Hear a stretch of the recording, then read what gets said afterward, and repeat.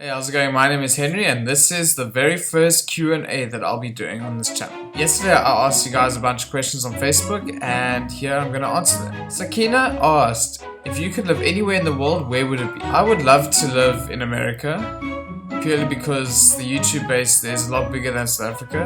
I know South Africa will get bigger sometime, but at the moment I would love to go and visit New York and go live in New York and go experience life in America. Alistair asked, what made you decide to become a YouTuber? Now Alistair, in the beginning I had an idea that I wanted to do something special for Jade. So I was following somebody on YouTube and watching their videos. So I decided, hey, let's get a camera and let's vlog. I decided to make the whole video for Jade and I posted it and then I left my channel for a while. But what's brought me back to YouTube is because I've been able to make a whole lot of new friends within the YouTube community, and I've seen that South Africa does actually have good YouTubers, which at the time, about 4 or 5 years ago, there were none. Michelle asks, would you rather know when you'd die or how you would die? I'd rather prefer to know when I will die, not so much how I'll die, so I'll have some time to prepare to die. So if you tell me I'm going to die in a year's time, I will make sure that everything for my family is set up right. How I die, I really don't care because it's not in my control. Adrian asks, if Orion doesn't take his shirts off, will the universe blow up? Of course the universe will blow up. What do you think? Like, seriously.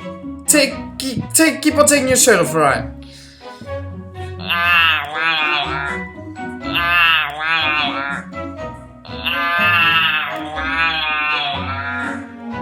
Dorcas asks, how do you know that you're in love?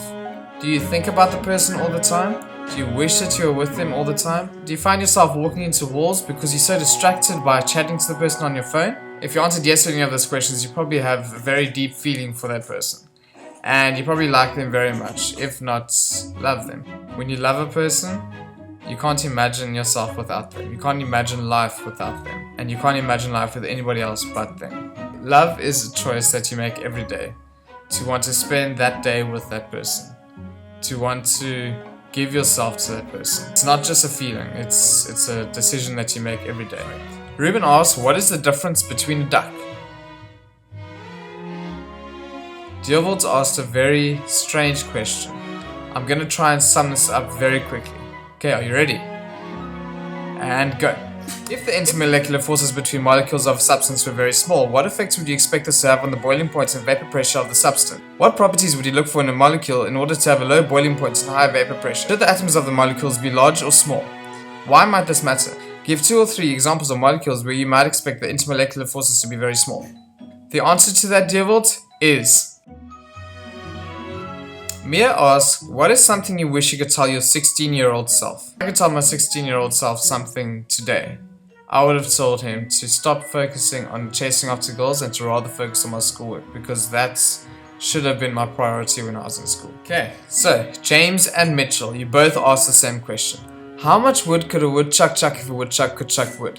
Well, I've known this answer for ages, so this is an easy one for me. The amount of wood that a woodchuck chucks is the amount of wood that a woodchuck could chuck if he could chuck wood. Oh! So Victoria asks, what is the most embarrassing moment in my life?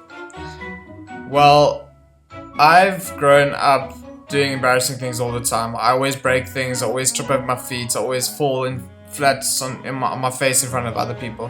So I can't really pinpoint an embarrassing moment. So I actually asked Jade to answer this. Okay, well my super embarrassing moment was when I was in grade 7, I think, and I had this huge crush on this one guy in my class, and our teacher decided to take us on a trip with our mountain bikes so that we could go on this like sandy trail.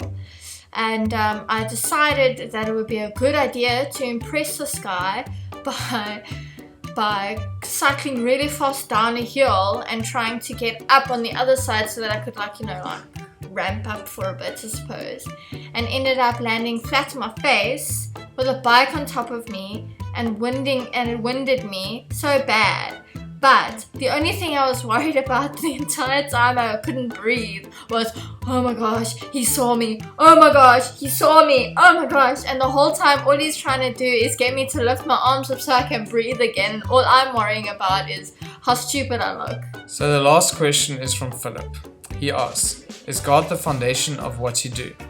How do you or have you built on that? Well, for starters, I am a Christian. I do believe in God, and God is the foundation of what I do. God is the foundation of my home, of my job, of everything that I do. I put Him first, and I've seen how He's just blessed the company that I work for and just blessed my life. I mean, getting married to Jade was in obedience to God, and to step out and do things the right way and go against what the world says.